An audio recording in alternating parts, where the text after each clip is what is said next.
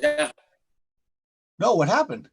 a pine tree fell right between the guy's shed and the house, crushed his Kubota, his Tahoe, and his Grand Cherokee. Oh my goodness gracious.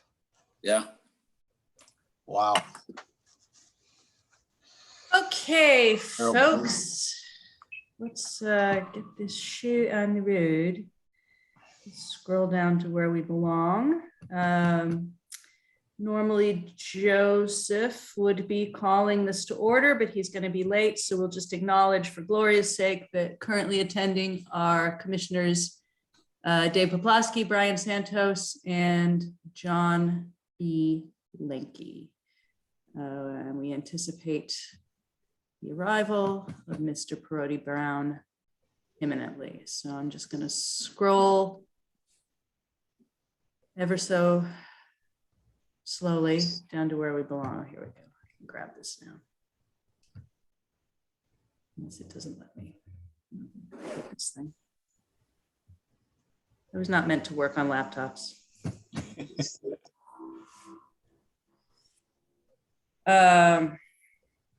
What did I say? We're picking up conservation, subdivisions, and open space, and I believe that that is the order in which they appear in the document. First things first, I would propose that when we'll review them in order in the document, but when we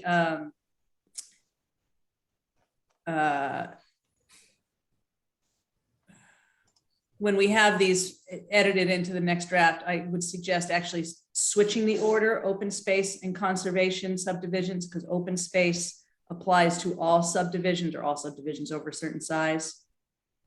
Whereas conservation subdivisions are a subset of open space. So just as a point of logic, I think that flows better. I assume that that is not controversial, but let me know if you believe otherwise. I don't think so. I apologize for how slowly this is going. I can't get it to behave the way I want it to.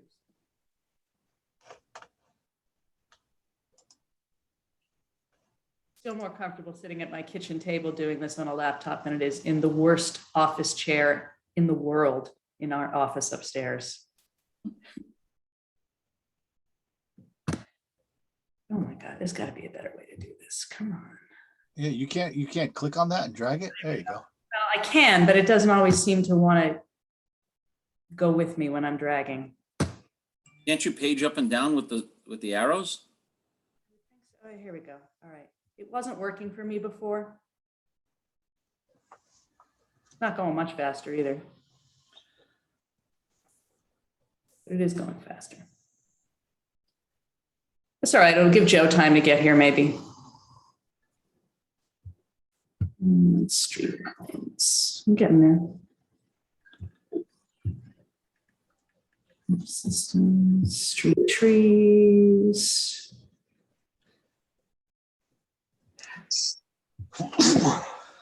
Bless you. There you go. You can make some casual chit chat while I'm looking.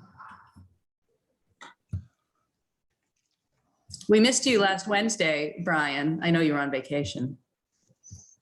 Yeah, it took me a second. Thank you, Dave, for pointing out that I missed that meeting for the roll call for the approval of the meeting minutes. I'm like looking for it. I'm like, was I there? I don't think I was there. There you covered. Almost there. I will say I was blown away by the attendance last night. I Monday, you mean? Yeah. Yeah, Monday night. I didn't know that was going to happen that night. That's Okay. crazy. All right, here we go. Let's see if I can move this window over so that I can read my own notes. Maybe not. Come on, move window. Such a nuisance, this thing. All right. Problem is that I can't seem to move you guys out of the way of what I want to read. Let's see if I can just collapse this window. Yeah, if you hit escape, it puts all the faces up top. At least it does for me. Does it? Let's try that. No, well, it doesn't here, but that's okay. So section 7, conservation subdivisions. Let's expand this note.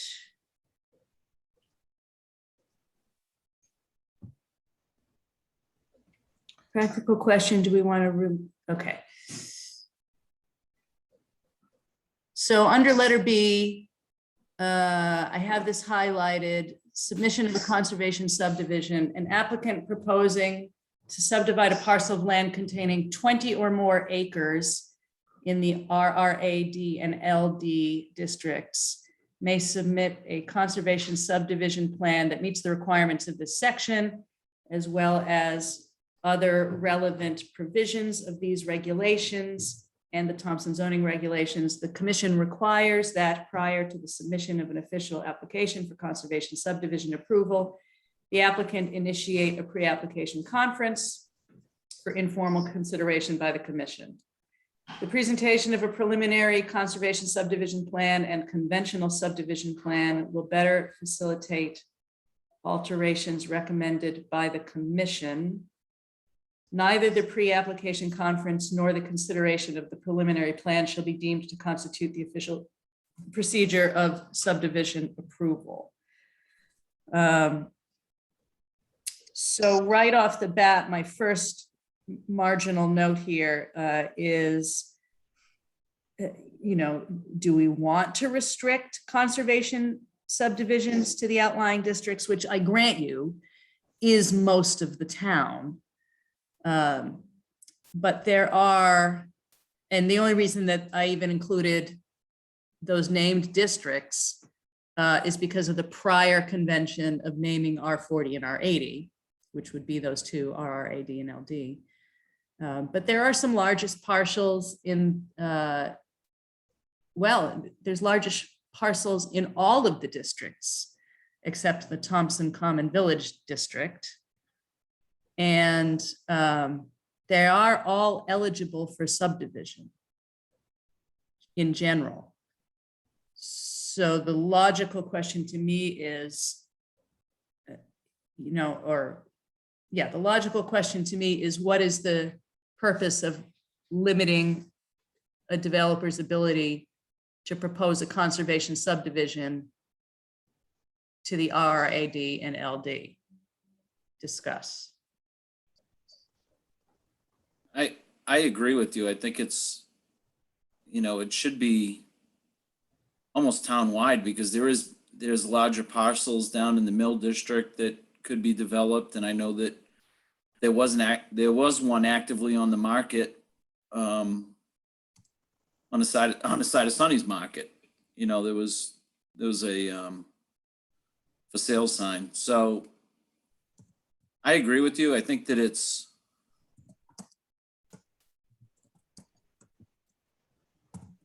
should be considered town-wide based on the larger parcels within all of the districts. I mean, that certainly struck me right away. B, what do you think? I'm sitting here trying to come up with a reason why we should restrict it, and I can't come up with one. So I guess I'm in general agreement with both of you that there should be no restriction to any of the districts, because I can't come up with a compelling reason to restrict it to only the RRAD or the Lake District. And John B?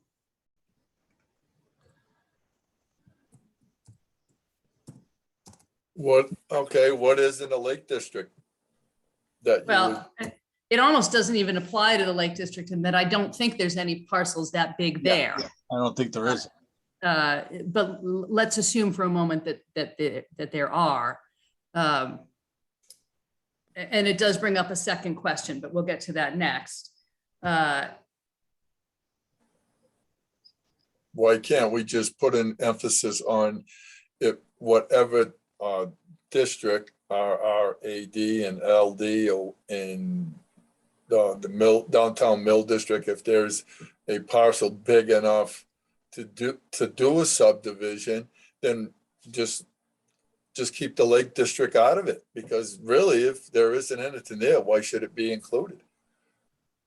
I understand your question, but remember that what we're talking about is conservation subdivisions. So the presumption is that if they're creating subdivisions, they have the option of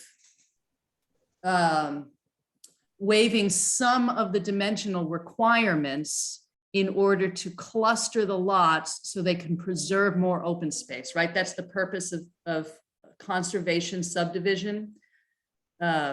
So if there were a parcel of sufficient size, and again, we'll get to the next logical point next, it makes sort of an automatic sense in the RR, AD, and LD, which incorporate most of the prior R40 and R80. The real question is, what's the sense of limiting it to those two districts, since we have large parcels throughout the town and all parcels in some way are eligible for subdivision unless, you know, otherwise restricted for one reason or another. So that I'm just thinking about the Lake District, Mr. Lanky, and so on the schoolhouse side over by Brian's mother and mother-in-law's house, there's all those flag lots over there. There's a whole boatload of flag lots that you could almost, combining them is over 20 acres, so although it doesn't exist as we speak right now, there is the possibility in even the Lake District on undeveloped parcels that could be combined. The town owns some of those lots. If I could be wrong, there's some property in that area. I think the town has the ownership to it. Yeah, I don't know who owns all those lots. I know that there's a lot of flag lots on the backside of Little Pond, Schoolhouse Pond. And I don't think we're all town owned though. I mean, I'm not hearing any strong argument for restricting conservation subdivision to those two districts. So I'm inclined to leave the note in there that we would sort of strike that limitation. The other question is, do we want to set the threshold at 20 acres or more? Is there a compelling interest for requiring, for essentially having a minimum lot size, or not lot size, parcel size to consider these, as opposed to number of lots, where the threshold is, I think, 4 or more for a lot of things. And my reasoning there is, well, it's the same as the conservation subdivision in general. The purpose is to cluster the homes, allow the building of, smaller parcels to preserve more open space. Therefore, if you don't set a minimum acreage, which unlocks that possibility, you give any subdivider the opportunity to preserve more open space, as conservation land in perpetuity. Isn't that beneficial?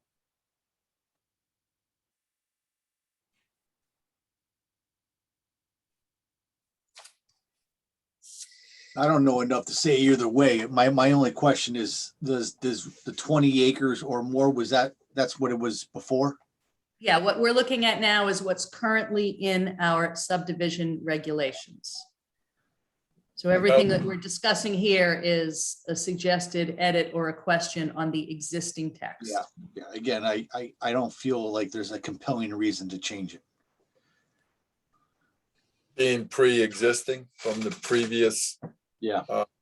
So you think, B, that the threshold should be 20 acres? I feel like I'm comfortable with that. Again, I can't come up with any rationale to change it other than what you kind of just outlined there, but I feel more comfortable just leaving it with the 20 acres. I am okay changing it to all districts, so. Okay. So just for my own, for the completeness of the argument, what is it that would make you uncomfortable about striking a minimum level of acreage? I feel like we have to have a minimum number. So you wanted to say 0. Well, I mean, I think that the standard for a lot of things, the threshold for a lot of things in quote unquote subdivision is 4 lots or more. Yeah. So, and there's a certain extent to which it's self-limiting, right? And we'll get into why that is a little bit later. But so you've got a 20% open space set aside requirement regardless. Correct. An open space and a conservation subdivision in our current regulations has no difference in percentage, which, you know, almost defeats the point of having the designation. But assuming that we raise the level of set aside, which is one of the things that both Carolyn and I had discussed and proposed, then to a certain extent, the amount of acreage becomes self-limiting because, you know, if you've got 4 acres, if you've got acre minimum in most of these zones, you still can't go too much below that, right? With the NEDH approval to sort of cluster the development. Let's say that it was a 30% set aside. There's a point at which you can't do it, right? Like 10 acres kind of is almost like the threshold that is naturally created there. But if a developer came in with a well-articulated plan that showed a 30% set aside, NDDH approvals for the septic layout for the 4 or more lots, and it was on a smaller parcel, like a 7 or an 8 acre parcel, but he still managed to get 30% of that green space preserved in perpetuity. I don't see where the compelling interest is for the town not to permit that, but maybe there is something that I'm missing there. Yeah. Again, Mike, I'm trying to look at this and I'm saying to myself, okay, so there's subdivision and then conservation subdivision. Is the only true difference, this is going to sound like a damn dumb question here, but like the only differences in the conservation subdivision is you have to start with a minimum of 20 acres and then you follow all these other standards. As it exists in our current regulations, that's correct. And that could be why you've never had a conservation subdivision application, which I believe Carolyn told me is the case, that these regulations have existed for however long they have, and no one has ever taken advantage of them. Part of I can tell you, right, just from having read them myself, I suspect part of the reason is because there's no benefit to a developer as they are currently written. I'm almost tempted to say, and again, this might be a dumb statement here, why does this B even exist if we're already in our subdivision regulation, we're saying, hey, you need to provide 30% open space, you know, because in our right. So in the current subdivision regulations, the requirement is 20%. Yep. Open space, regardless. Yep. In the current subdivision regulations, conservation subdivisions are only differentiated by the fact that they are larger parcels. Yep. So, and again, because we're going in order in the document, you know, what Carolyn and I had discussed at some length was that, well, you know, no wonder nobody's ever applied for a conservation subdivision. What's the point? Yeah, what's the point? We're not requiring them to put more land aside than a regular. Yeah. So the suggestion coming as we get further into this draft, into this discussion is, I would set the set aside level higher.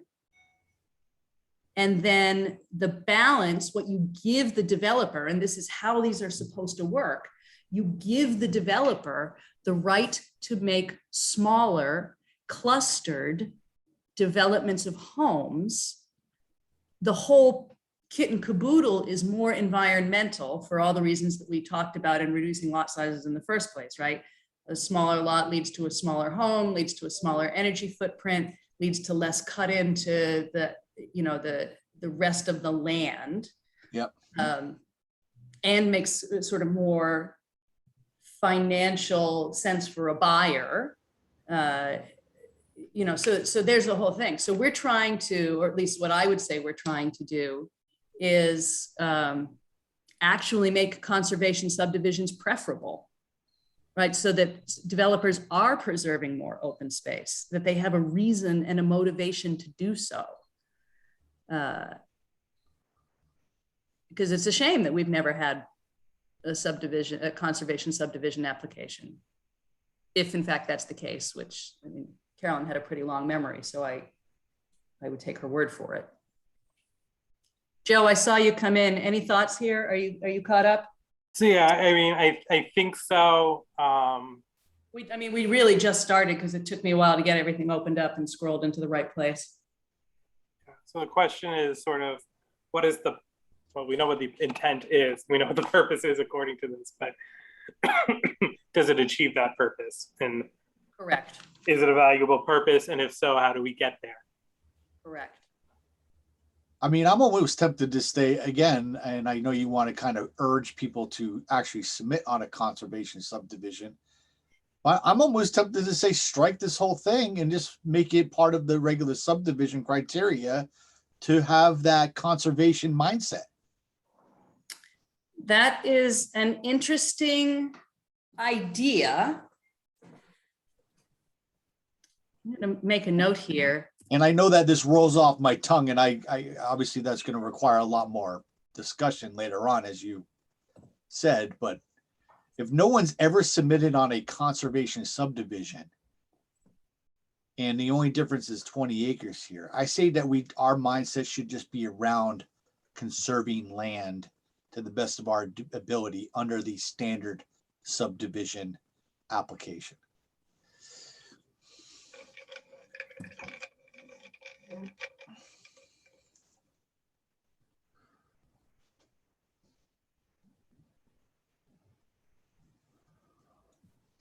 Yeah, I mean, I was wondering the same thing too, Brian. It's like, is that too simplistic? Is that, but I like the thinking.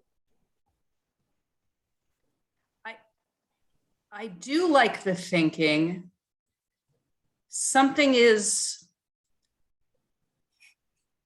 troubling is a strong word, but something is like noodling around in the back of my head. Like, I feel like there's a reason, but I can't articulate. Yeah, well, that's why I was saying, I can't like, articulate that reason. So yeah, I I agree with you. I feel like there's something in the back of my mind noodling around too. Like, but if there's never been an application for a conservation subdivision, there's something wrong right out of the gate, right? Well, I think what's wrong is that they're badly written. Yeah. And in 2021, I think we should be conserving our land as much as possible, and we should just make that the standard process. I've said it 3 times now, so I'll shut up now. Every subdivision's a conservation subdivision. Yeah. Right. Standards. In which case, yes, what we would be doing would be fundamentally eliminating the section for conservation subdivisions and just making all of this the open space requirements. I almost feel like you have to have it as an option, not a man, but I don't know why I think that. So I will hold that as a possibility, because I, on some principle, agree with everything that you're saying there. Yeah, clearly there's a C, a C, a D, and an E after this that we haven't even gotten to. And maybe there's gonna be some moment here that brings some clarity to why this exists. But Yeah, I keep reading back to A and trying to going My back and read into it. That was my sentiment there. Oh, look at this. But A, Well, hold on. Let's look at this note from Dave Held. Because his is in response to just the final sentence. yeah, and I agree with him. I The agree. commission reserves the right to direct the applicant towards a conservation or conventional subdivision layout. And his note here is, I would strongly caution against requiring a conservation subdivision in any situation. A lot of people don't care how much land comes with their house, but there are also a lot of people who want some land with their house. Let the applicant decide which they want to create. So I guess there's your argument against just generally upping the standard.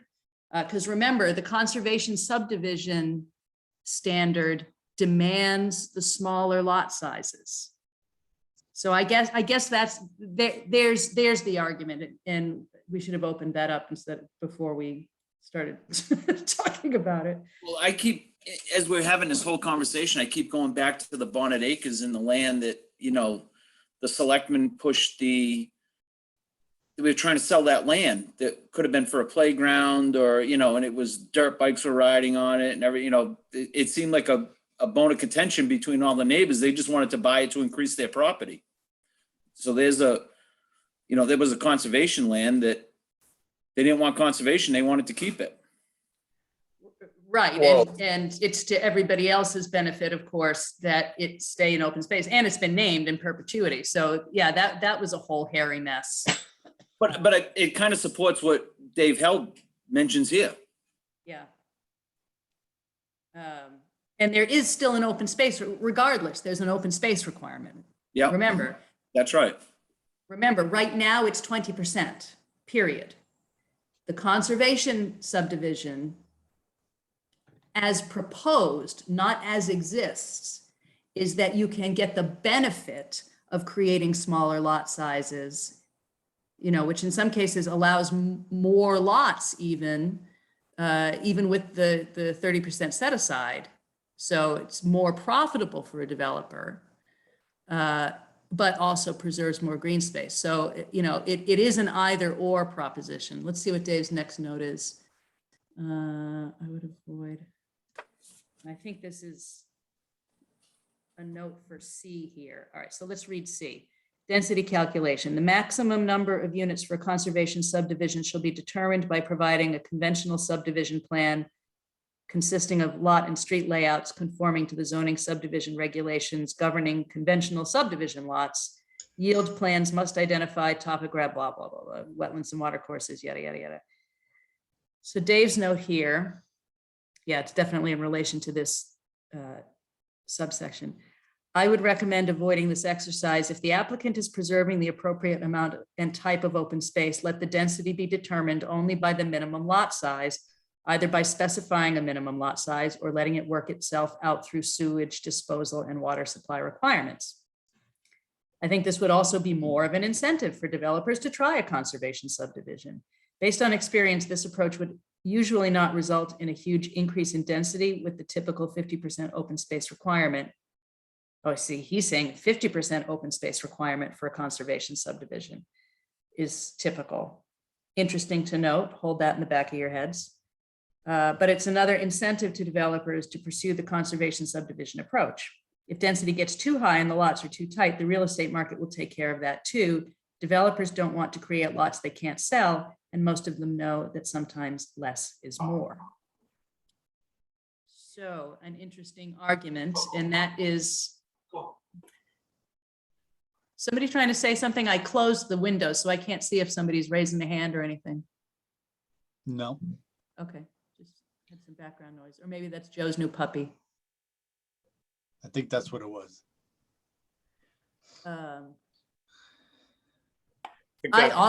I agree in principle, by the way, with not requiring a developer to produce two plans to get one approved. That just seems like putting an enormous burden on somebody who wants to propose something beneficial. Like, no wonder nobody's doing it. Why would they go through the hassle? I don't know. What do you guys think? So he's just saying strike C. He just wants C out. Don't do a density calculation. Yeah.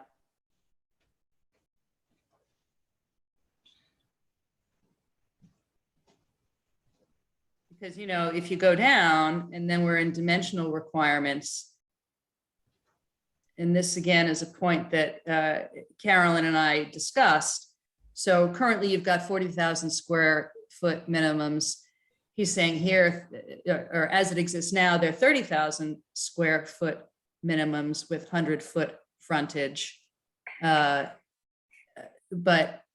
again, and this goes back to conversations Carolyn and I had, our suggestion is this is where we go back to what we started talking about early on, which is that the minimum lot area for a conservation subdivision shall be the minimum which will support potable water and sewage separations, and the NDDH determines what the minimum lot size, because you can't get too much smaller than 40,000 square feet in most cases anyway. It's going to be based on topography and all that other stuff. So this is that opportunity to just really let the land determine the minimum size.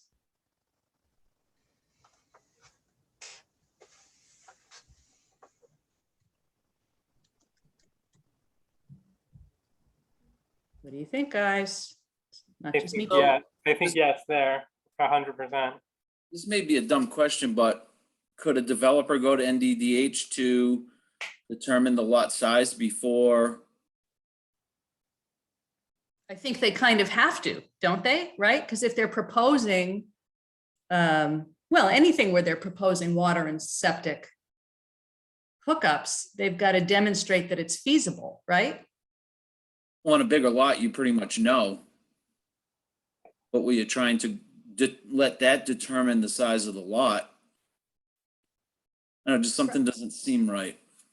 Right. So what we had proposed in an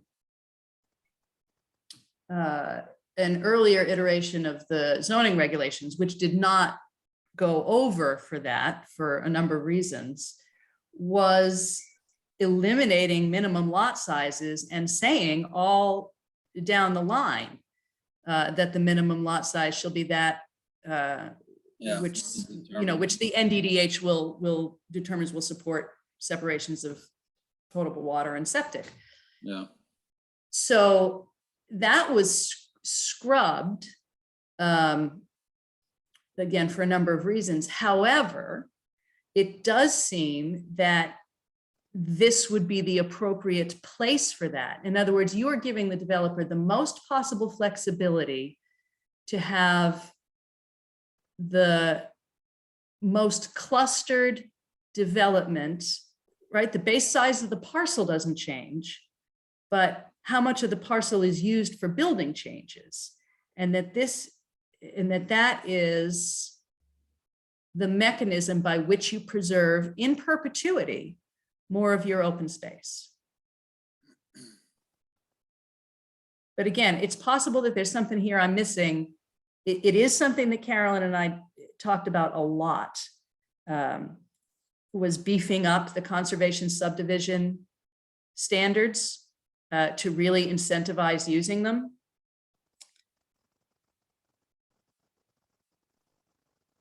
But, you guys have pointed out stuff that I've missed before. So, this is your opportunity to tell me I'm wrong on a recording. The thing is, I'm not finding anything to go against here. That's why I feel like this is all appropriate. 30,000 square feet, 100 feet, 20% max impervious. So.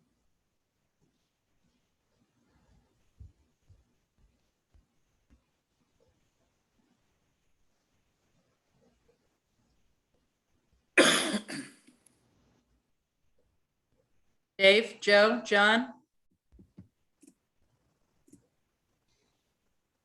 Let it stay. It's not gonna hurt us. Really can't hurt us. Because we've got people. Well, now- I guess the question is, it might not hurt us, but does it help us?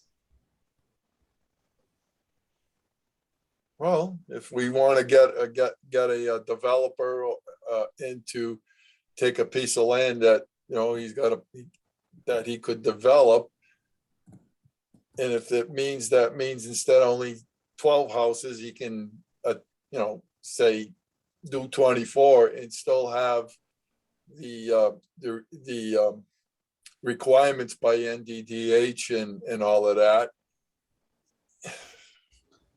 Well, I think It's a I'm going with catch-22. you now. I think I'm going with you now on just eliminating the 20-acre minimum. And I think if we just eliminated that right out of the gate, because you start with that, I think people would be probably more interested in this because you got a 30,000 square foot minimum lot size. You know, there's some advantages to this. So I'm kind of with you now, Tier, on that, on eliminating the 20 requirement, because I think they're starting off on the wrong foot by seeing that.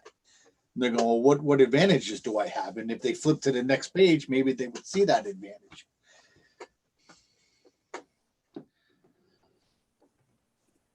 That makes a lot of sense, what Brian just said. But part of my problem is right now is I'd like to have the standard subdivision page next to this and see what the real differences are here, because I don't know it off the top of my head. And I'm assuming not as keeping the requirement of C, but in general, looking at the differences. exactly. Yeah. Yeah. Well, so part of the difficulty is that as they are currently written, there aren't that many differences to show you. Yeah. What we're doing is I trying to thought that was the differences. answer. Yeah. Yeah. I mean, there are some, but they're very minimal. And again, my gut feeling is that is part of the reason you just don't see any, because as they're explained in the existing regulations, you have to go through extra nuisance and you don't get. Yeah, well, and then I'm just going to refer back to what I said before. I think this should just be struck and just make it part of the subdivision if there's really no differences. What is the, what, I don't understand. Striking.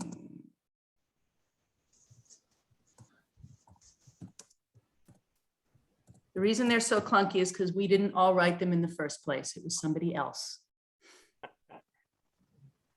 Yeah, about 25, 30 years ago That's right. or more. Are we all generally in agreement on striking C, by the way? You mean density of calculation? Yeah, this extra garbage step. Not that I have an opinion.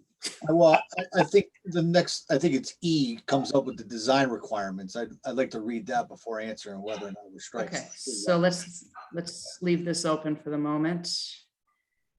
Scroll down. It's D that has the design standards is what you're after. Okay, so let's. All right, so let's skip cul-de-sacs for a minute because cul-de-sacs are still a sticky point anyway. And we'll skip the dimensional requirements for the moment because we're still undecided. So let's talk about design standards.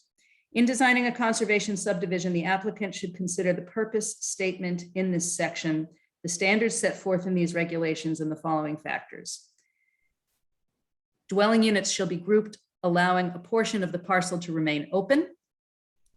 The open space shall be in one contiguous piece unless the commission finds the purposes of this section would be more effectively served by separate parcels. When designing a conservation subdivision, the applicant must refer to the town's open space plan and plan of conservation and development. Lots shall be laid out to meet the following objectives listed below in order of priority. To place septic systems on the most suitable soils for subsurface wastewater disposal within any woodland contained in the parcel or along, I don't even know what that means grammatically, within any woodland contained in the parcel or along the far edges of open fields. That sentence fragment doesn't even really make any sense, but that's okay. In locations least likely to block scenic vistas as seen from the public roadways, in locations with maximum advantage of solar heating opportunities. You see Dave's comment, don't you? That's what you're laughing at. Significant wetlands should be kept contiguous and adjacent to open space. along any part of the parcel perimeter where downsized lots abut normal size lots. Terrible language. A 25-foot buffer thickly planted with native shrubs and trees shall be required. Unless prevented by ledge or other natural restraints, utilities shall be underground. Proposed improvements should be designed to minimize alteration of the natural site. Open space areas should include irreplaceable natural features on the parcel, such as stream beds, mature trees, or tree stands, and historically or ecologically significant areas. Open space intended for public use, active public use, should be easily accessible to pedestrians. Now I know why no one's ever submitted any conservation subdivisions. They read this section and go, what the hell is this? Well, some of it is clunky language, but It doesn't even answer my question. I guess the thing is, in the opening sentence there, it says, in designing conservation subdivision, the applicant should consider the purpose of the statement in this section, the standards set forth in these regulations. So what is that? What is the standard set forth? well, that's whatever else you're deciding, that's whatever else the subdivision regulations may contain, Yeah. right? So the conservation subdivisions don't, for example, address driveways or streets specifically, because those are addressed elsewhere. So that's just referring to the rest of the document. Yeah, so I'm just gonna say that the standards set forth in these regulations, and I'm totally guessing now, is covering the items that are in the above paragraph for that calculation there, and probably could be struck. Because that calculation, scroll up. I mean, dimensional requirements. No, the density calculation. This thing? Yeah, Yeah. that. I'm assuming that the topography, the contours, the wetlands, the water courses, all that stuff is probably already stated in the standard regulations, right? Somewhere else. So it probably could be, in my opinion.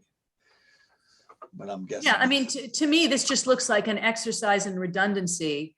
It's like making the developer show his work on his math homework, right? Is Yeah. whether or not the answer is right. Yeah. Right. And to me, that just seems like, well, why would I bother? Yeah. Yeah.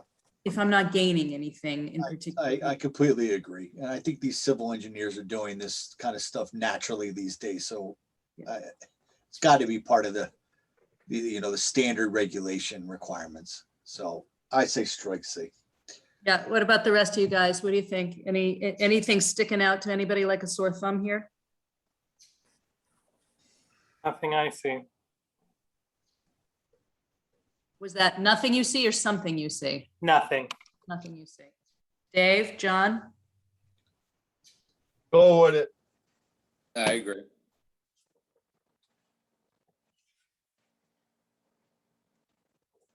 Then Brian's usually the one that's got the good head on his shoulders. oh, great. Thanks, John. Like that, Brian. No, that was a pure comment. There was no sarcasm in it or nothing. Thank you. Yeah. And then I just think in general, F needs to be cleaned up. Yeah, so Yeah, let's, and I'm gonna have to agree with you again, Brian. Yes, F needs to be cleaned up too. oh yeah, F's a mess, but let's go back to this idea of the dimensional requirements for a minute.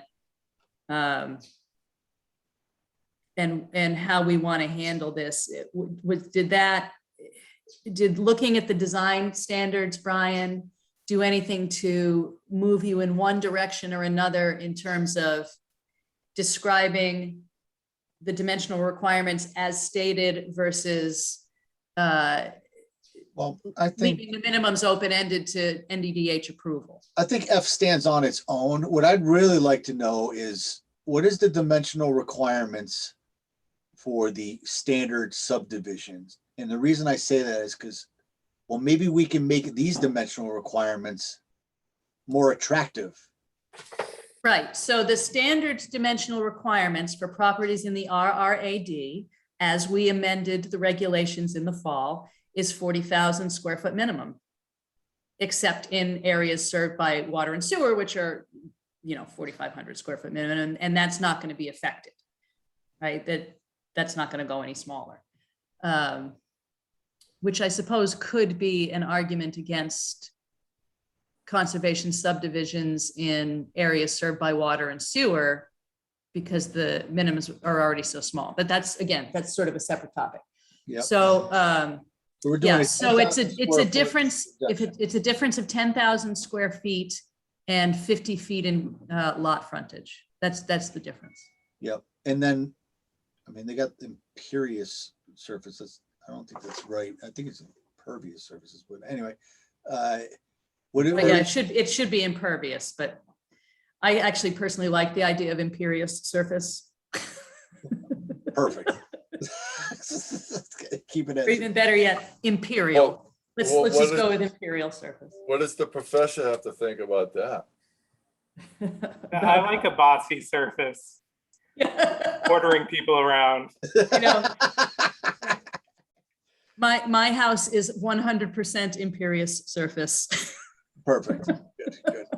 So what's the maximum on subdivision, standard subdivision for this?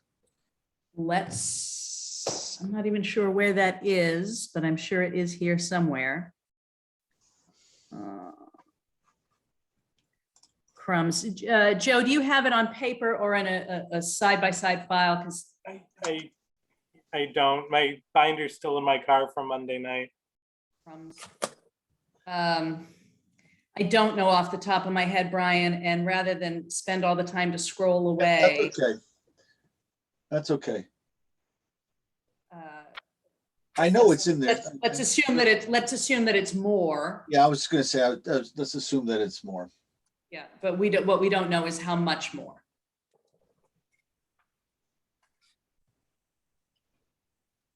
But if anybody's got their book, for their actual zoning book, Yeah. you can turn to RRAD and tell me what the maximum impervious or imperious surface would be in the zoning regulations, because that's the comparison. Bossy surface, this bossy surface.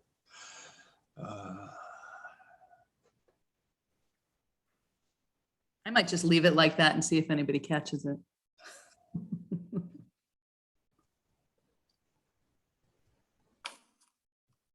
Yeah, I mean, I guess 20% probably makes sense. So you're dealing with, what's that, 6,000 square feet of pavement, right? So Yeah, I mean, I would like to know the comparison if anybody has their book and can look at that for me. I'm on it Thank you, sir. to the best of my ability. 50%. What is it?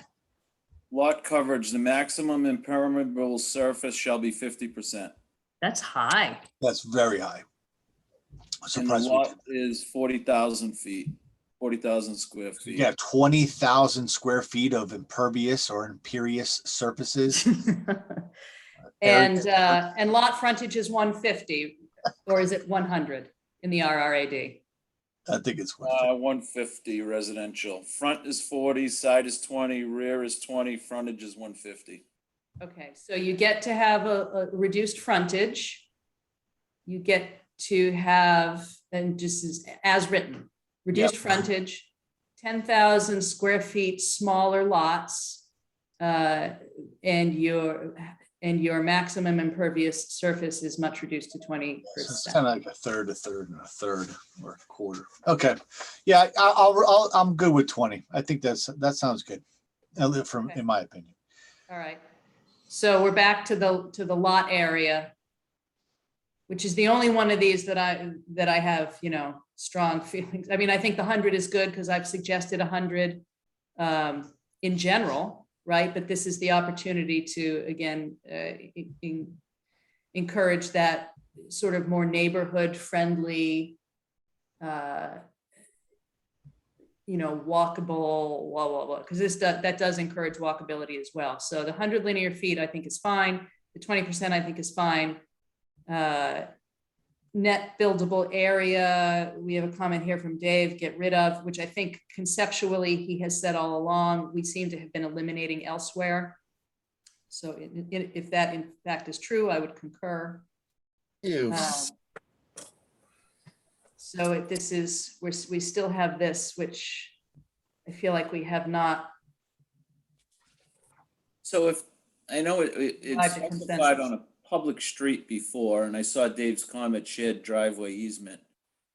How does conservation land work on a shared driveway for the general public? Well, I guess as I understand it, you can designate the nature of the conservation land or the open space in a number of different ways.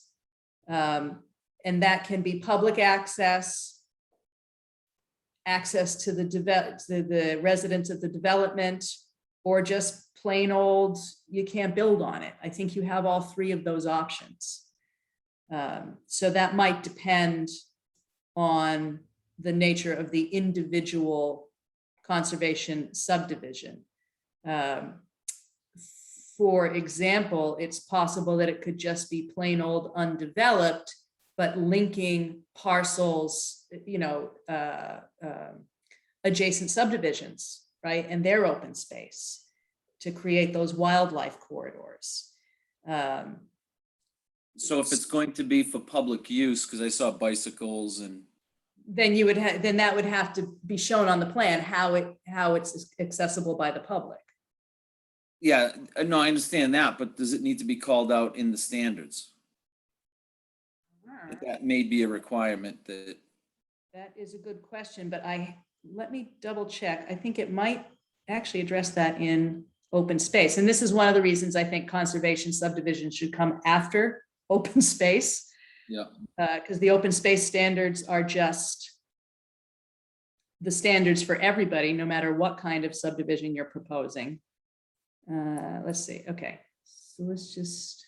The reason I ask is it seems like before it was just for private public roads, you know what I mean? So if we're gonna do shared driveways, and it just takes on kind of a new dimension now. Yeah, okay, so here we go. Look at this. Types of open space to be dedicated. I knew it was in here somewhere, and it's right there. And here's your standard again for subdivisions of 4 or more lots, right? So, that would be consistent with what we've seen elsewhere. All subdivisions of 4 lots or more approved under these regulations shall preserve open space in perpetuity where in the option, that should be opinion, of the commission such land serves one or more of the following purposes. Provide parks, playgrounds, or other outdoor recreation areas and facilities. Protect natural streams, ponds, or surface or subsurface water supply and watershed protection. Conserve soils, wetlands, swamps, or marshes. Protect natural drainage systems. Oh God, the grammar is so bad. Or serves to assure protection from flooding. Preserve open spaces along existing road frontages for walking or biking paths. Preserve sites or areas of scenic beauty or of historic or archaeological interest. Conserve forests, field meadows, stands of unique or scenic trees, wildlife habitats, agricultural and other natural resources. Promote connecting existing or potential open space, greenways, open space corridors, and recreation areas. Meet recreation needs of present and projected population.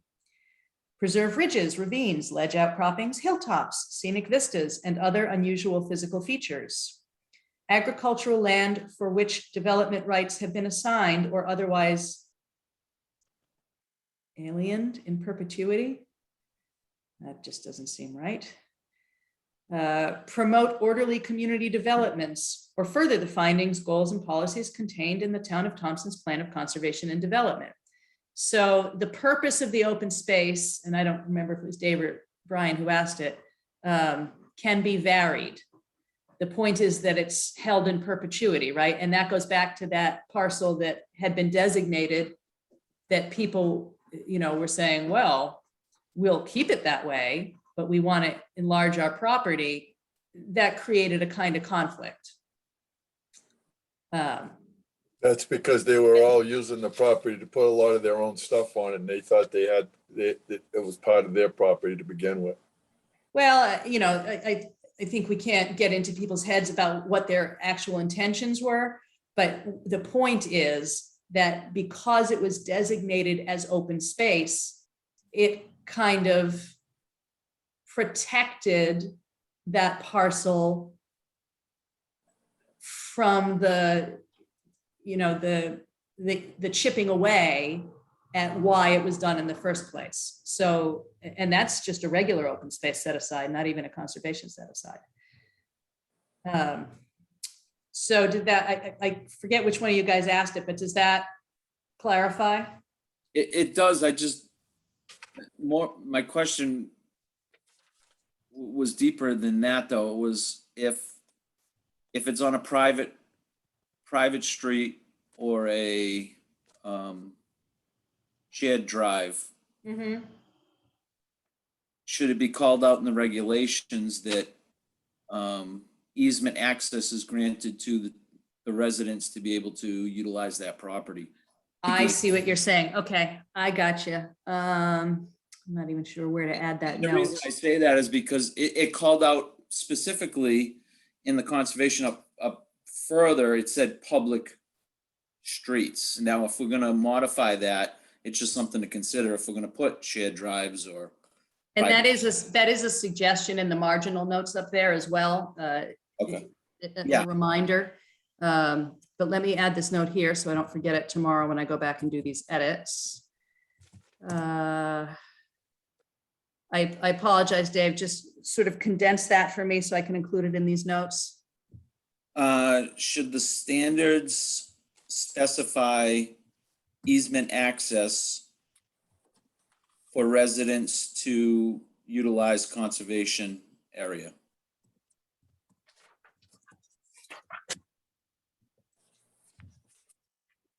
On private ways or shared drives?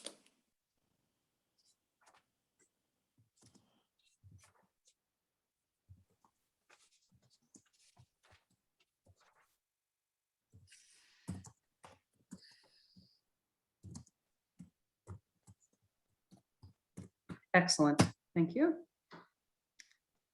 All right, so let's go back up.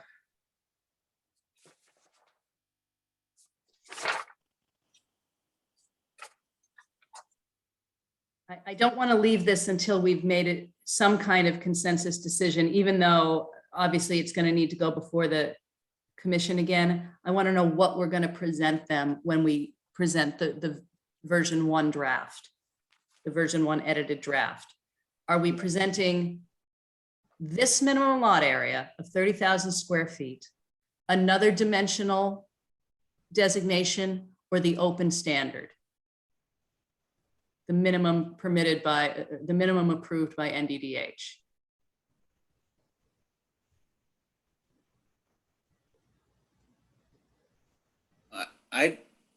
I personally don't think that we go less than the 30,000. 30,000, what's that, Brian, about 3/4 of an acre or something? Yeah, an acre's, I think, 44,000 square feet, so.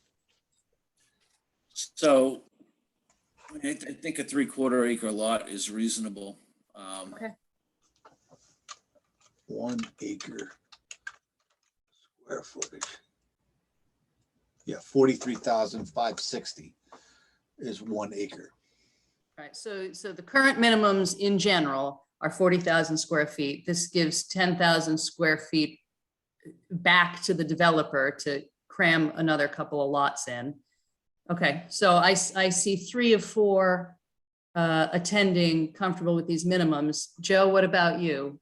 I mean, that's a majority for this evening, so that's what I'm going to present probably.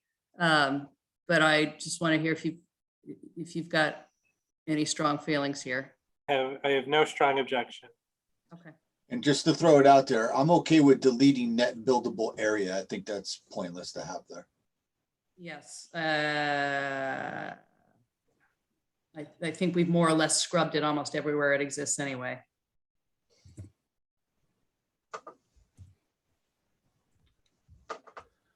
Okay. Cul-de-sacs are just going to be a whole different topic. I'm not even going to touch it tonight. How are you feeling about cul-de-sacs lately, Dave Poplawski? I don't mind them. I go to Blackmere Downs all the time, and I think it's it's well done. I mean, Madison Avenue, it's a well-built development. The homes are really nice. If it's done to our standards, private, public, I'm for them. Yeah, me too. I think they present nicely, in my opinion, if it's done right. Oh my God, you guys are going to make me have this whole debate over cul-de-sacs again, aren't you? Yep. You, You haven't swayed me yet. okay, all right, we'll get there. Actually, I just want them to be private. I don't care if somebody proposes them. I just don't want them to be maintained by the town. I know you want them to be. That is exactly where we butt heads. Yeah, Yes. yeah, exactly. A topic for another day. Yeah. Possibly. I'm going to take you for a ride up to Blackmere Downs and show you that road that's been there for 25, 30 years. Right. So this is a conversation for another meeting, but I will tell you that the objection to cul-de-sacs is not necessarily that the people who live on them don't like them. It's that they are financially unsupportable for a mostly residential community. They are a recipe for future insolvency. And I totally dispute that. But we might have to have that. We might have to have that meeting in an actual bar. I guess I'll stay away that night. I'm all in on that. I'm all in on that. All right, so let's look at these design standards just a little more carefully before we move on to general open space, which again, I think is bass-ackwards, but there you have it. So Brian, we're leaving conservation, right? I mean, we went from like the pendulum swung. Yeah, I feel like I'm seeing the differences, right? Yeah. So I feel like, yeah, we'll keep this, and I, just for the record, again, I'm totally in favor of striking the 20-acre minimum. Okay, that seemed like that was generally favored, right? Because why limit a developer to proposing something that's more preservative? Yeah, I agree. Okay.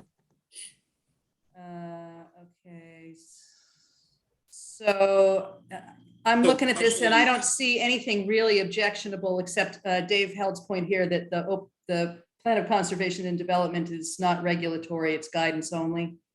So, but I think that this is mostly like linguistic tweaks. Anybody see anything that jumps out at them here? Other than that the language is garbage? No. No, I didn't see anything. So Tara, just to go back, did we define it's going to be in all, it would apply to all areas, Lake District? That is what we are saying. But even as we discussed it, what occurred to me is that it's moot in districts where you're tying into water and sewer. So I guess you could propose one to be a nice guy, but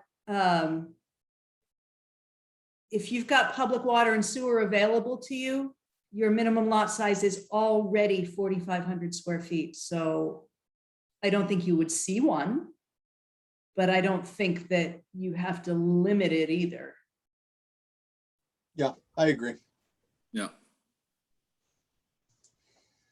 You could get somebody who really wants to propose it on principle, with a 50% set aside or whatever. Oh, which by the way is the other thing. And this is not showing all the comments.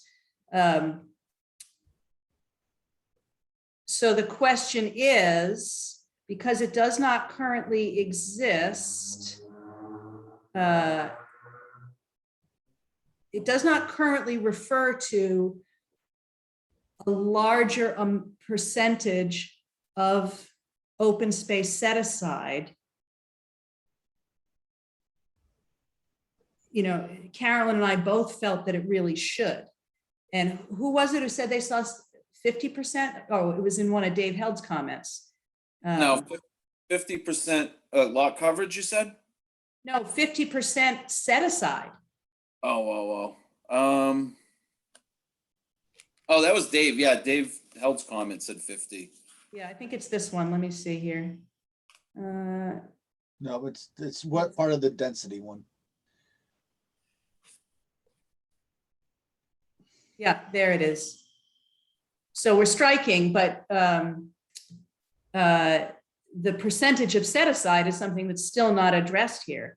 So reading between the lines, or not even really between the lines, expanding from this concept introduced by Dave in this comment,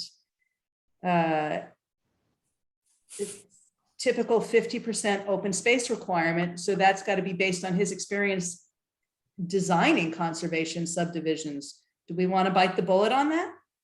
Yeah, where we would put that under design requirements down below? I guess so. I mean, I'd have to look at it and either create a letter, you know, stating it or add it to design I think requirements. he highlighted that one. To scroll down a little bit, he highlighted that one that talks about open space. Right there, number 3, design conservation must refer to town's open space plan for a plan of conservation and development. Why is this design considered the applicant must adhere? It's highlighted because POCD is not a regulatory document. It's just a guidance document. Yeah, so when we say when designing a conservation subdivision, the applicant must maintain 50% open space plan. I see what you're saying. Okay. Just change it to that.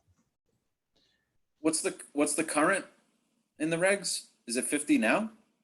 No, there's no difference between an open space set aside, the standard one, which is 20%, and a conservation subdivision. That's been one of the things that renders the whole thing so useless. 50% seems like a lot. We don't have to set it at 50. I would say more than 20 in order for it to have any meaning. Yeah. I just don't see that. Yeah, 50 seems excessive. I don't. 50 seems excessive because now you're down to a 15,000 square foot building lot, right? So. Oh, no, the lots are still 30,000 square feet. It's the total parcel, right? So it's the section of the total parcel. Oh, of all the So- Yeah. subdivisions. Right. So But let's say you had a 100-acre parcel. Yeah. You would be 50 putting 50 acres aside, or, you know, for a regular open space, it would be 20 acres. So the question is, of the 100% of the development, what percent is the level that is the conservation subdivision as opposed to a conventional subdivision? Well, if Held put 50%, I don't know. I'd say leave it at 50%. I'm not mad about 50%. I just don't think you're going to get anybody to give you 50%. You're writing a reg that nobody's going to do. So where Yeah, this is definitely where the- does your- this where is does the your crux of mental- the matter here. This is the crux of the issue right here. It's, it is? you know, it's conservation land, and this is the big number right now that we're talking about. So Correct. So what's the percentage that doesn't make you grit your teeth, that is higher than 20% but lower than 50%? Right in the middle. I say Go 40%. Oh, I have no logic behind that, but I'll say 40%.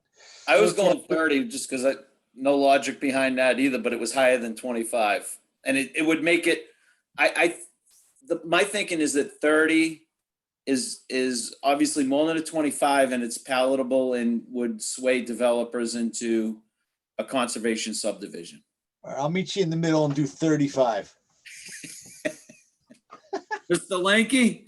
35 is in the middle of 20 and 50, I guess I'll point out. 32, actually 32 and a half. Oh God, like you really?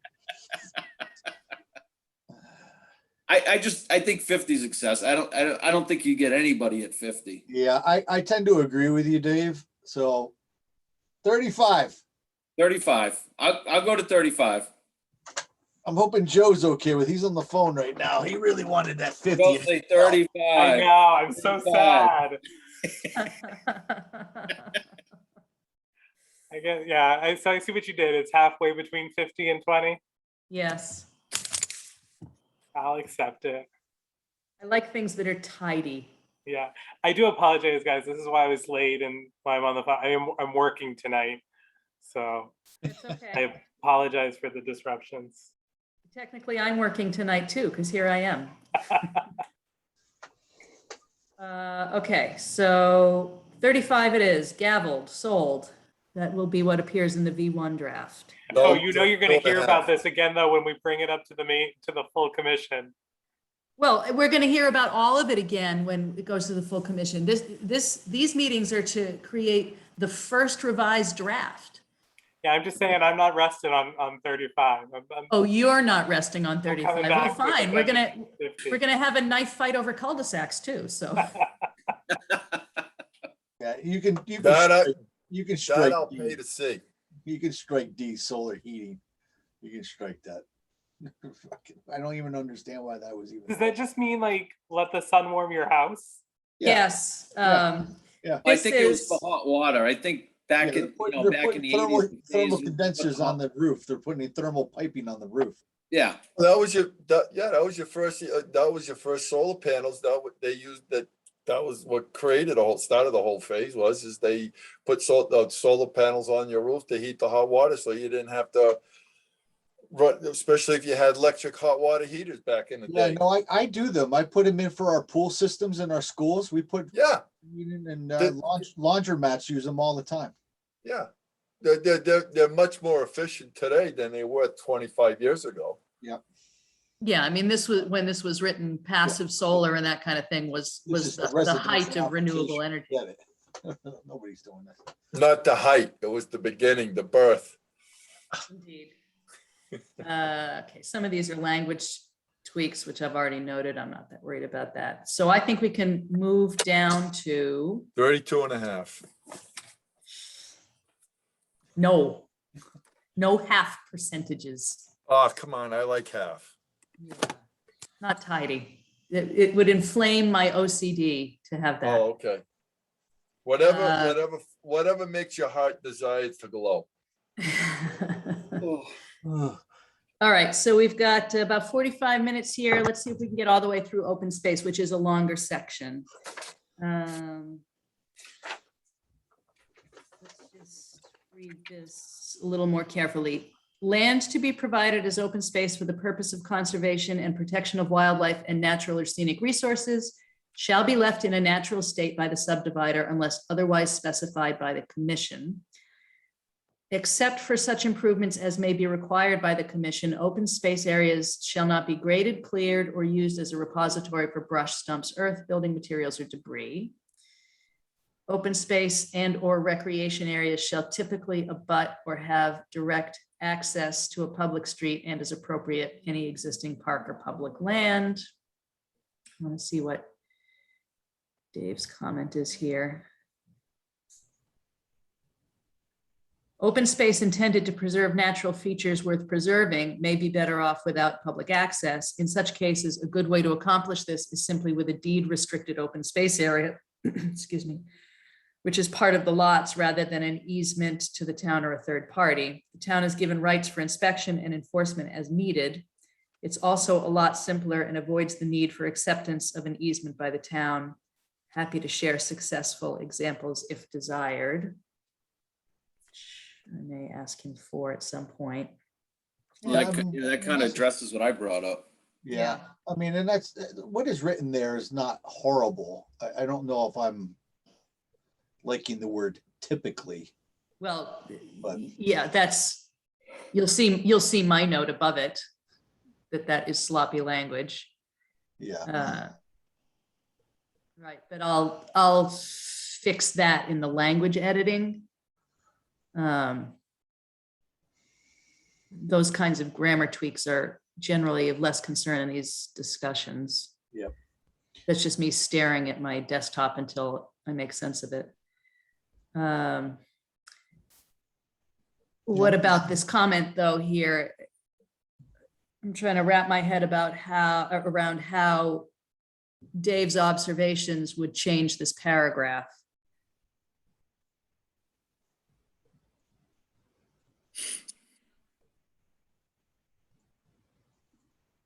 Land to be provided and as open space for the purpose of conservation and protection of wildlife shall be left in a natural state unless otherwise specified. I feel like this is also weird, unless otherwise specified by the commission. I would say that that should probably be otherwise specified and approved by the commission.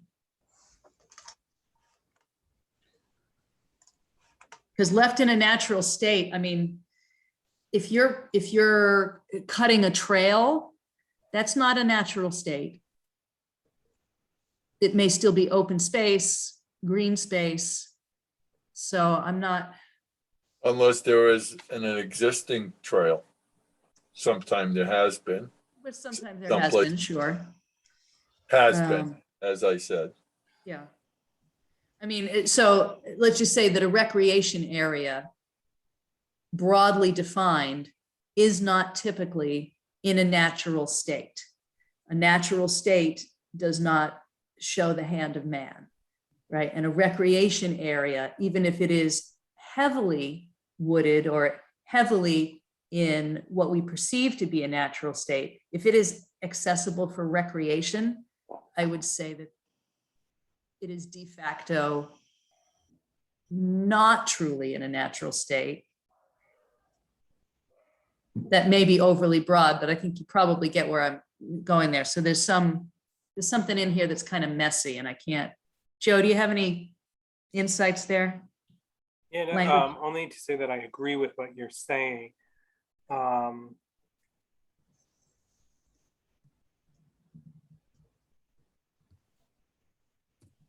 Yeah, I don't. Needs better clarity. We'll work on it. Because yeah, otherwise I think it's not offensive. I just don't think it's really accurate. All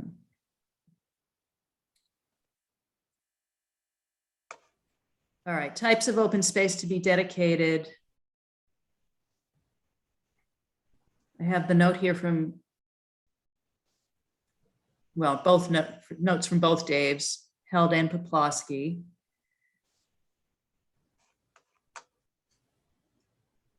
Oh, look, Dave Held also noticed aliened for the farmers from Mars.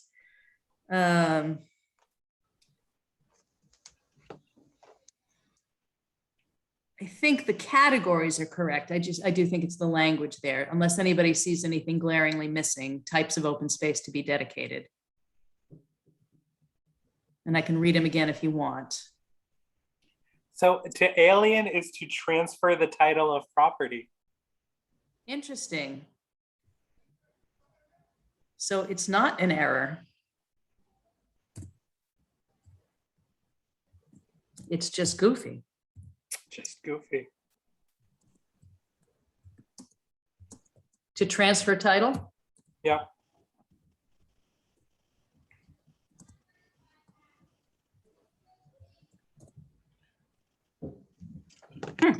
We learned something today.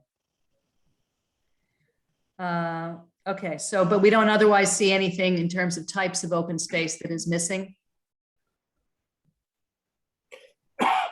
Excuse me, no.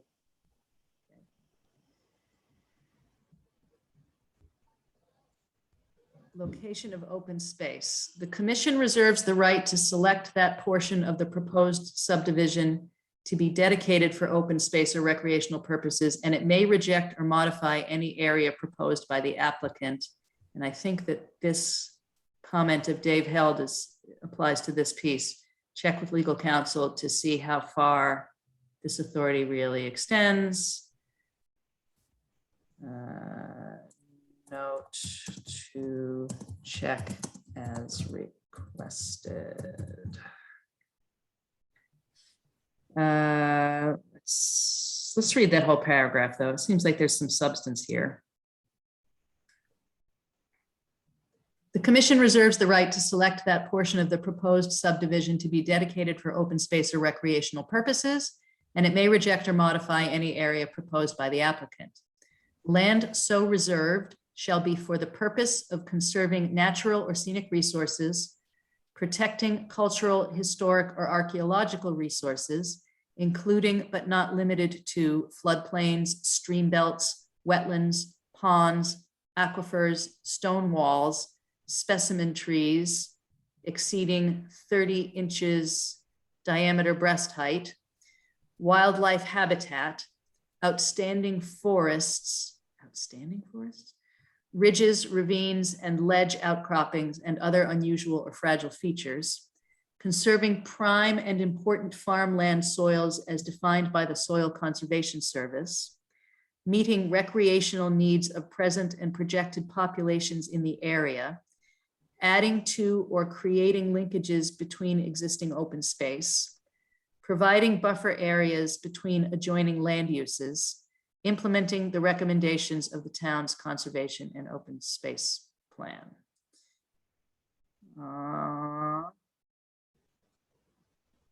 Is it my imagination, or does that seem redundant to the section above? Or if it's not redundant, that they should be in the reverse order?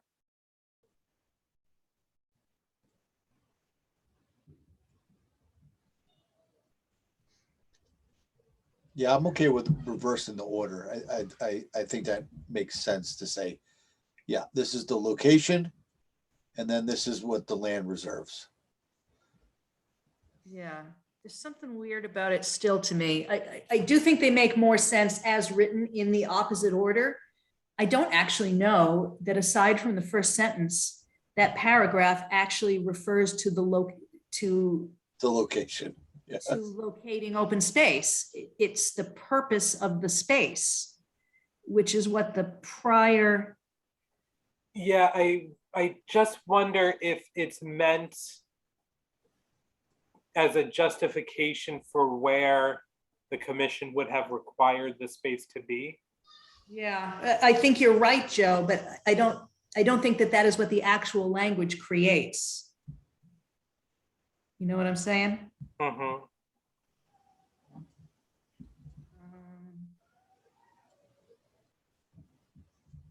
Add this note here, for lack of a better place to put it. I got to be honest. I don't think it hurts leaving it as is there. I think it's just giving a definition of what it should look like. Yeah, I don't think it's wrong, Brian. I just think that if it's discussing how the space is located, that it doesn't really do that, Yeah. except for the first sentence, which may or may not even apply according to, Dave Held's opinion, which I will confirm whether it's correct or not.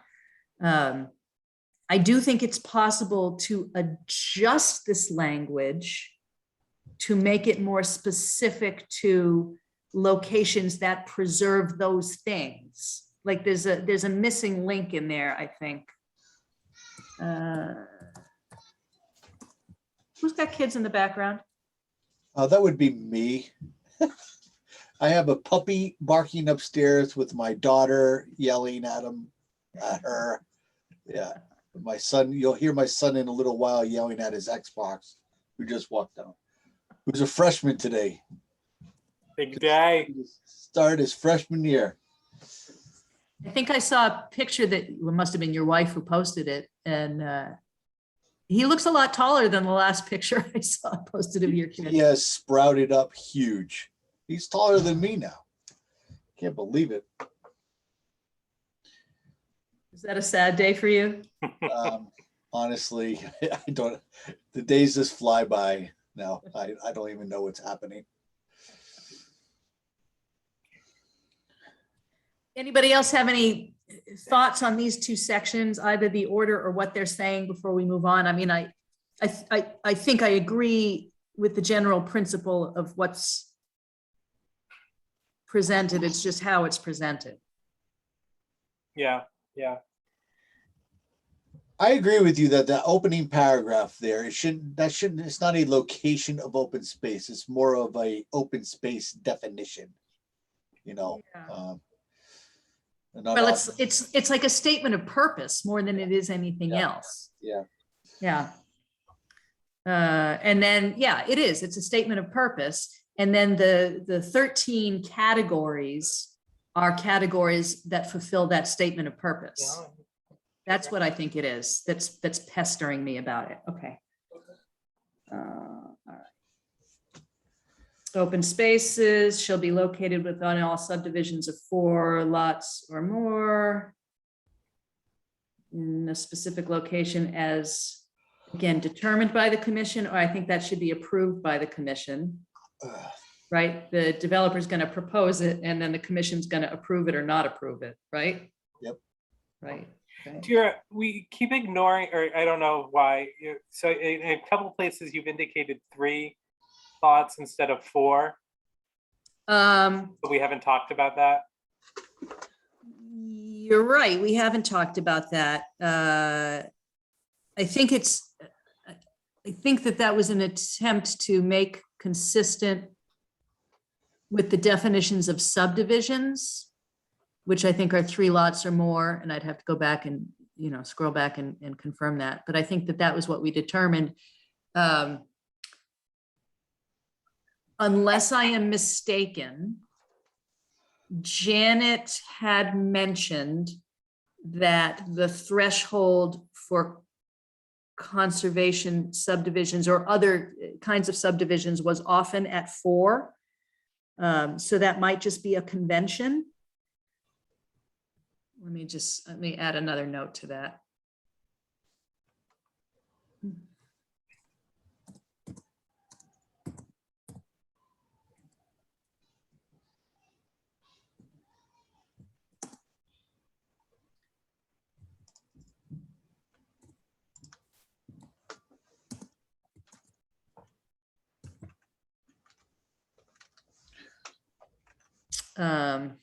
I know Janet said something about that to me recently.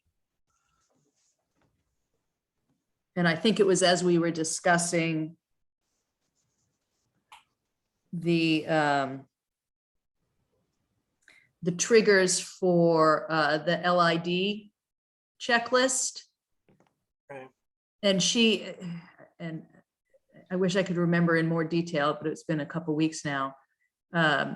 She had said something along the lines of, that if it's 1 or 2 or 3, you're really just talking about a couple of individual house lots with no impact. And then you start to get to 4 and you're really starting to have to design for impact.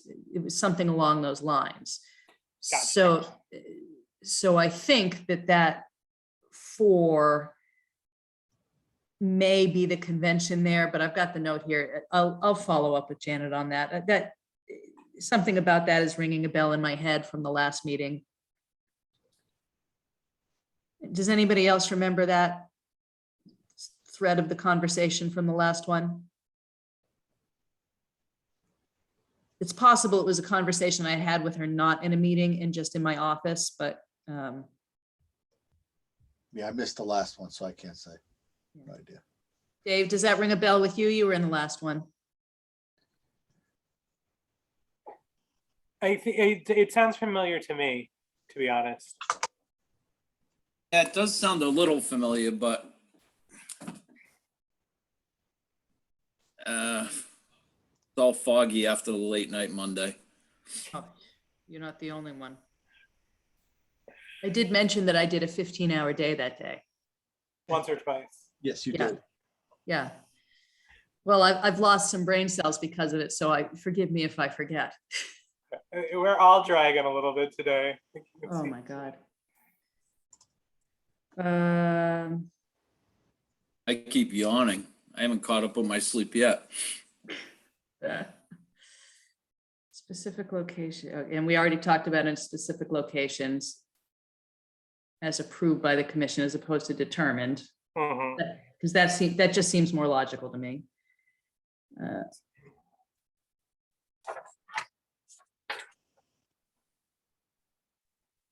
Okay, so here is the size of open space as currently articulated. And again, as currently articulated, there's no difference between this and conservation subdivisions. Now, we've just addressed that above.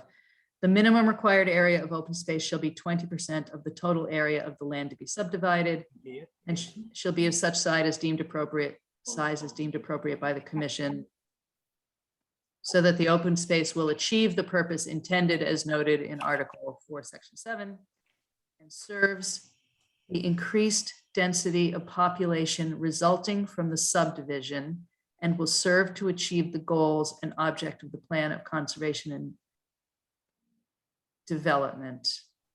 And I am reading that, and it sounds as weird to me as it did the first time I read it. Like, I have no problem with the 20%. I think that's clear. It's the rest of that.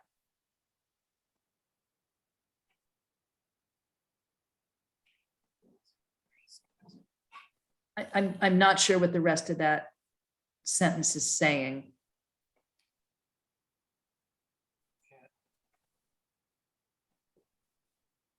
It almost like kind of contradicts itself where it says shall be of such size as deemed appropriate by the commission, like it could be less. Well, I think what that's trying to say is that the commission can decide it's got to be more, but that also seems somewhat arbitrary. If held takes exception to that. Where do we see this? Oh, am I scrolling up a little bit? Is this what you're talking about? Yeah, Yeah, I would agree with them that, now all of a sudden you have all these guidelines, and now it's whatever the It's commission. whatever we say, yeah. Keeps appropriate, so.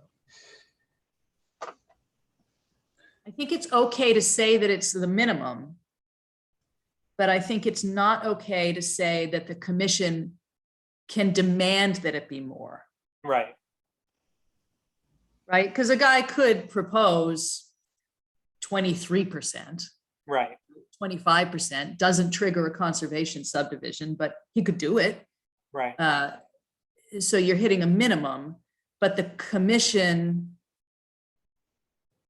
can't demand that it's an additional 5%, I Right. think. I mean, that seems, again, arbitrary.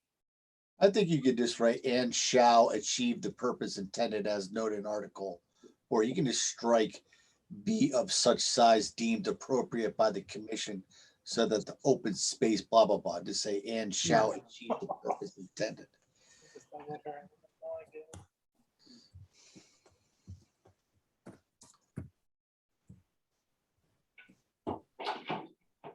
think that goes some way to fixing it. The last couple of phrases there also, Yeah, no, and you can do after section 7, I think you can strike serves the increased density population resulting from the subdivision. And then you can just start with after section 7, say, and will serve to achieve goals and objectives of the plan of the conservation and development. Done. yeah, okay. Just strike increased density population. Through increased density. Because we struck that anyway, above anyway, so what the hell? Yeah, it's just such a weird, so bad, so much that's so badly written, just as language. Okay, so let's look at open space standards. Scroll this up a little bit. Oops. Unless specifically waived by a 2/3 vote of the commission, little technical note is that commissioners present or full membership. That's always unclear in those statements. The minimum required open space as required in this section or section 7 shall not include land designated as inland wetland soils, watercourses, slopes in excess of 25%, and areas encumbered by easements. The commission, to permit the inclusion of these areas, shall find that proposed open space accomplishes the goals and findings of the town's conservation and open space plan and the town of Thompson plan of conservation and development. Dave had something to say about that. This sort of language is in other towns' regulations also, and I find it absurd to specifically exclude the types of land that are deemed worthy to conserve in another section. These requirements are a backdoor way of limiting development or density, which should be done through minimum lot sizes, etc., if that's a desired goal. Don't tell applicants to protect streams and scenic vistas, steep slopes, and then tell them they can't count that land area toward meeting the stated goal of their protection. I have to say that I find that argument logical. And there is something about that that also troubles me, but I think I also understand the point that the previous authors were trying to make, which was don't just only include land we were going to tell you to avoid anyway, right? Yeah, go That's- above and beyond. That's the purpose of that, Yeah.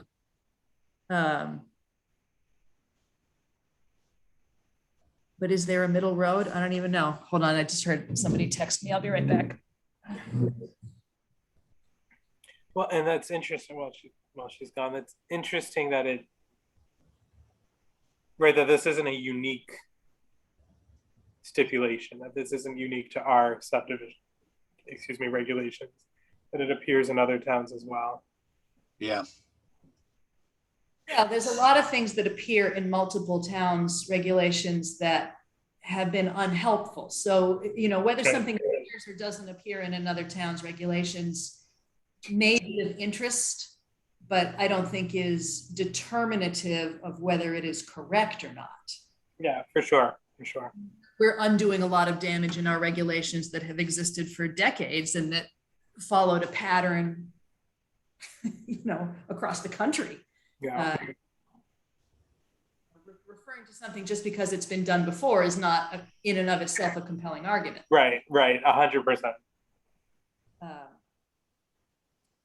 The question is, does this accomplish what we want to accomplish? Now, obviously, Dave Held's perspective is generally on the behalf of those proposing developments who want as much flexibility as possible in whatever they are proposing. yeah. So Dave Head just wants us to say, don't say shall not, to say may include land designated as inland wetlands. That's what he's saying. He's like, don't go above and beyond. Just say you may include that in your calculation. Right, because let's go back to let's use another 100-acre wood parcel.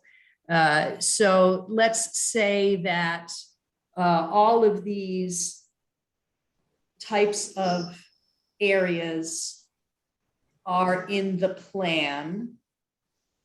And they already take up 35% of the parcel. Yep. As currently written, a developer would have to also propose an additional 20%. Yep. So then you're up to 5%, right?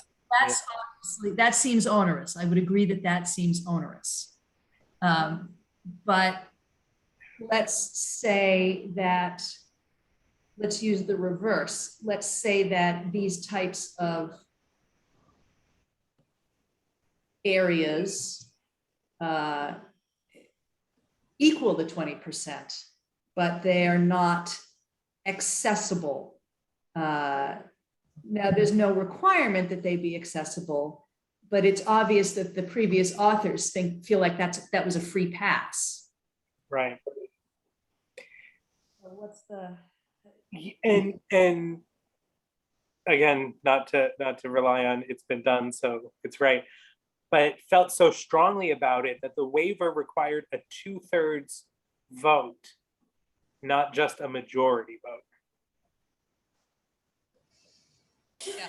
Unfortunately, we do not have insights into the thought process that went into authoring this. Was it a copy paste, right? We've done copy pastes, Right.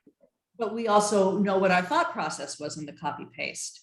So I don't know if this was just well, this is how other towns did it, we should do it, or if it was, oh no, this meets our needs. I have no idea. So we have to look at it and say, does this meet our needs? I mean, Brian, I would say that your perspective is probably the most analogous. I mean, you do schools, you don't do subdivisions, but looking at it from a construction. Yeah, I would agree with Dave Held that I think it should not say shall not. I say you may include. But I know, maybe the 2/3 and everything else here was just to get up to Mr. Joseph Brody Brown's 50% of open space number, so I don't know. So I say I'm okay with switching it to may include the land designation in inland wetlands, blah, blah, blah, blah, blah. Yeah, and of course, it totally changes the meaning of the whole sentence. Sure, yeah, it reverses it, yeah. Now to May. I mean, absolutely, 100% changes the meaning. I am fine with that. Does everybody else agree, Dave? Obviously, you'd have to strike the 2/3 vote and all this other stuff. Well, what if it's the inverse? The commission, by a 2/3 vote, if we think that's important, may exclude land designated as. Okay, I can roll with that too. Right. So now it does the reverse. It looks at a lot and says, you know what, this 20% isn't super useful as open space. We would like you to include. Yep, that- I like that. I like that. I like that, Joe. Of course, it creates a whole new set of questions, which is what is the standard? Right. Right. And I agree with David Held. I'm by no means a developer or a lawyer for a developer, but I mean, if we're calling it out and telling developers that, this is, further back, this is what we want you to protect. And then, stating that, well, you can't use them. I find it as a conflict myself. Yeah, I think Joe's on to something. So change to may exclude based on, it's got to be based on something. And to your point, Tira, there's nothing to tell us what would have been the basis for a waiver That's true as well. under this stipulation as written. Based on the relative value of the proposed area as open space, which is still fuzzy, but I think it's something. And maybe we can work on that. So let's reread that with some construction like this. So the commission I don't know if we want to keep the 2/3 or not, right? So I'll just leave that out for now. The commission may vote to exclude the inclusion of land designated as category. Yep. Based on the relative value of the proposed area as open space. and you could again reference the conservation plan The POCD, the open space plan. Yeah, that's a good point. Space plan, POCD, although the POCD doesn't address specific areas in the way that some do. It could in future editions. All right, let me read that one more time. The commission may vote to exclude land designated as inland wetland soils, water courses, slopes in excess of 25%, and areas encumbered by easements based on the relative value of the proposed area as open space. Yeah, you would have to say something like in the calculation of the open space requirement or something like that. Right, yeah, yeah.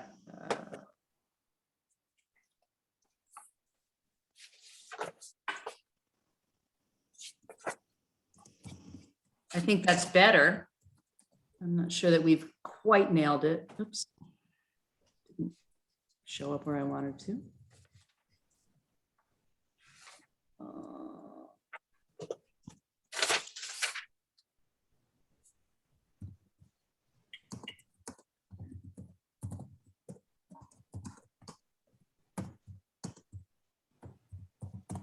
Okay. That's better. Such open space shall have access from a public street with such access at least 50 feet wide and having a maximum grade of 10%, or shall abut existing open space having such access unless specifically waived by the commission due to the unique characteristics of the open space or subdivision. Shall have access for a public street. I mean, I think any time that we're talking about access from a street, we can assume in for the purposes of our conversation that we're also going to include private ways, shared drives, you know, whatever. With such access at least 50 feet wide.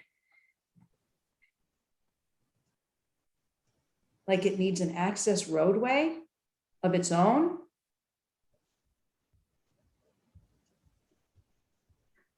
Am I reading that wrong? No, I believe that that's what Jason LaValle had to do up on his development. He had to put like a handicap access or a handicap wheelchair ramp or something into that conservation land. I'm wondering if this is what drove him, that he had to do Well, it. based on reading this, I would say yes. I guess my question here is, shall have access from a public street 50 feet wide, that would only be applicable if the open space was intended for public use. Like if it's open space that's just intended for a wildlife corridor or to not fragment the land, then I don't know that I just think it needs to be designated and maybe clarified here. Yeah. Right, because if you're open space, let's say that the open space that we're talking about is the threatened habitat of an Atlantic white cedar bog, which by the way, we have an area of in Thompson and it's landlocked. But let's say that the parcel that you happens to have that's a threatened habitat. I don't know that you need to create public access to that. You just need to preserve it and make sure nobody's cutting it down. Yeah, I think that was, you know, earlier when we were talking about the different kinds of open space, there seemed to be not just the open space was not, all of it was recreational. It was, you know, defined as, I forget what the definitions were. It was, Right, but we know that they're different. yes, there was differences. Huh. Yeah. I don't want to.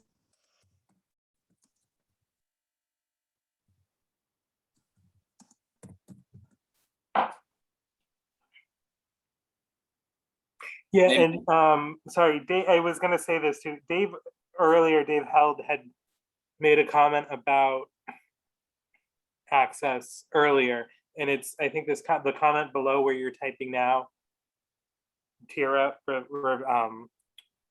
repeats that. Yeah. Yeah, I think that was a comment I brought up too. I think you got a note from Dave Poplawski in there too about easements. Yeah, I believe you are correct, sir. All right, so I mean, obviously, I'm going to see all this in the more flexible space of my desktop. And I can scroll back and forth faster, but as I'm rewriting the V1 edited draft, I think I can accommodate for that. I think I've got that though. All right.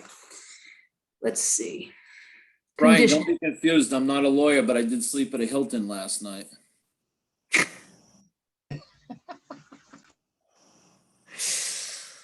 I don't even want to know. Oh, you haven't seen that commercial? I have not. Oh, classic. The guy is like in a surgery in a he's acting like a doctor, and they look at him and say, "Why are you doing that?" He says, "I'm not really a doctor, but I slept at a Hilton last night." It's a hotel. I see. Uh-huh. Well, that would describe how a lot of people are making their medical decisions lately. So, all right. So moving on, condition, any land to be dedicated as open space, except open space set aside for parks, playgrounds, or other outdoor recreational facilities shall be left, or so that actually addresses a point that was up earlier. Shall be left in its natural state by the subdivider, except for improvements as may be required by the commission, and shall not be graded, cleared, disturbed, or I feel like this is repetitive, or maybe we read it earlier, or used as a repository for stumps, brush, earth, building materials, or debris. Open space parks for playgrounds or other outdoor recreational areas and facilities shall be provided in a condition suitable for the purpose intended. The commission may require such open space area to be graded by the subdivider to properly dispose of surface water, that it be seeded with appropriate perennial grass, and that all brush and debris be removed. Such improvement of open spaces will not be required until the subdivision is substantially completed. And there's your public access and easement dedication stuff. Oh, here's another one. Recommend review with legal counsel about what level of improvement you can require from an applicant. Will do.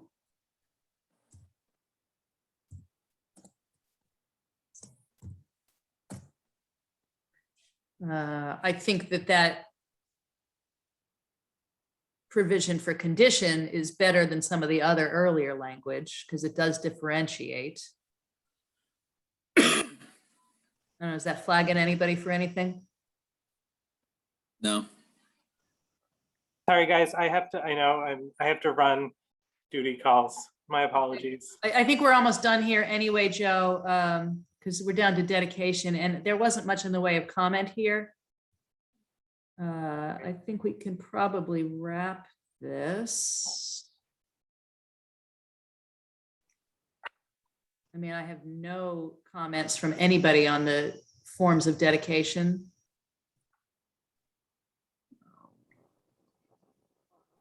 Look at all this blank space. Okay. Well, thanks very much, guys. I know it's been a lot Okay. for all of us this week. Thank you. I think we're good. I think we're good here anyway, Joe. Oh no, here's the stuff on banking. So we'll pick it up, guys, at the next one with banking open space. Because that's also got the stuff about fee and lieu, and I think that's complicated. So we're not going to cover it in 5 minutes. Okay, Sounds like a plan. next All right. time. All right, guys. Okay. Thank you for. Have a good night. Good Good night, night, everyone. Joe. Good night, guys. Good night. Good night. Thank you. Betty. All right.